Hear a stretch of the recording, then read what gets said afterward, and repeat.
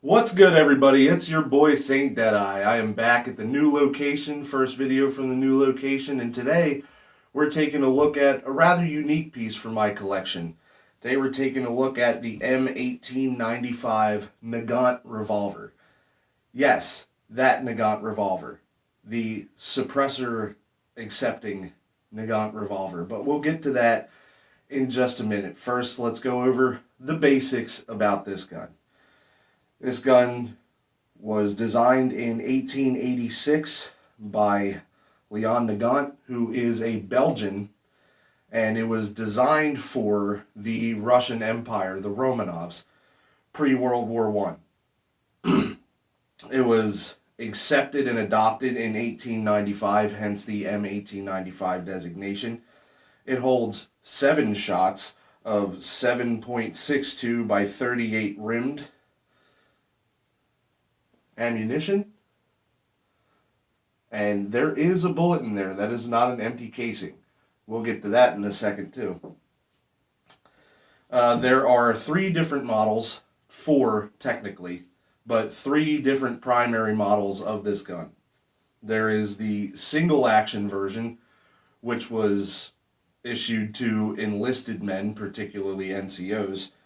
There's the double action, which is the officer's model, which is, of course, what we have right here. Why wouldn't I have the officer's model?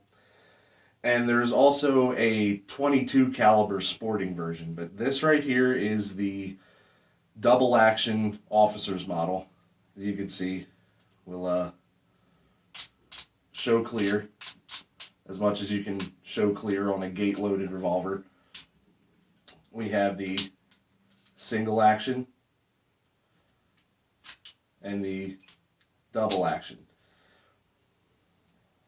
So the part about this revolver that makes it able to be suppressed is actually the gas seal. This is originally designed to take black powder cartridges, and with a black powder revolver, of course, you're going to have not only the puff of smoke coming out of the end of the muzzle, but a smaller puff of smoke coming out of the sides of the cylinder here, the gap between the cylinder and the barrel. So what Leon Nagant came up with was a mechanism that actually seals off the chamber in between the chamber of the cylinder and the barrel itself. So I can get closer to the camera. Right in there is where you're going to be looking. So, see the gap now? When the hammer is back, the cylinder actually moves forward and closes against the gas seal of the barrel right there.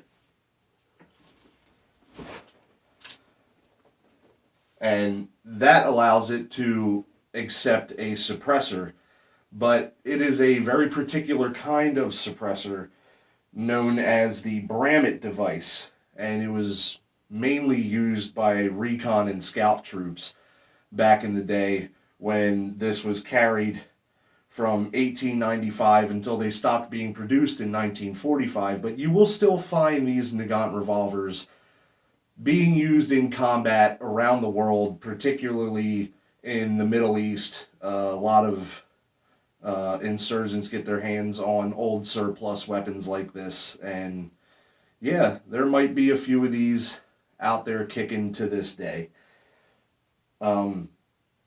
So with the gas seal system also comes this recessed ammunition. I'll let you take a look at that. It is actually in there. There is a bullet in there. This is not an empty casing. This is not a blank. And that also helps with the gas seal. Now, these brass for this isn't exactly easy to reload because when you fire this revolver, it fire forms to the chamber, which aids in the gas sealing process. And the ammunition I have for this here is a particularly light load. This is just Soviet Union target ammo, like practice ammo. but I got 2 boxes of it that came with the revolver, and that is all I've been able to find. So now that we've got that out of the way, the nerdy bit, we're going to get to the part that you came here to see, and we're going to go shoot the M1895 Nagant Revolver.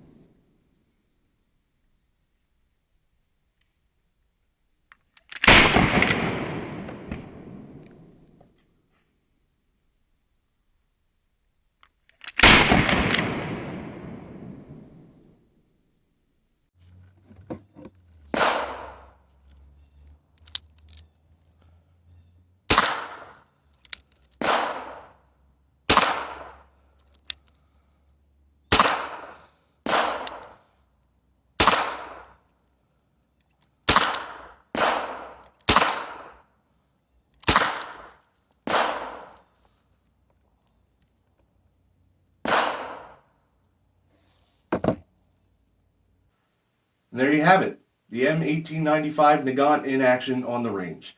If you like what you saw, leave a like, comment, share, and most importantly, subscribe. And I'll see you next time on the range. I'm Saint Deadeye. Peace out, everybody.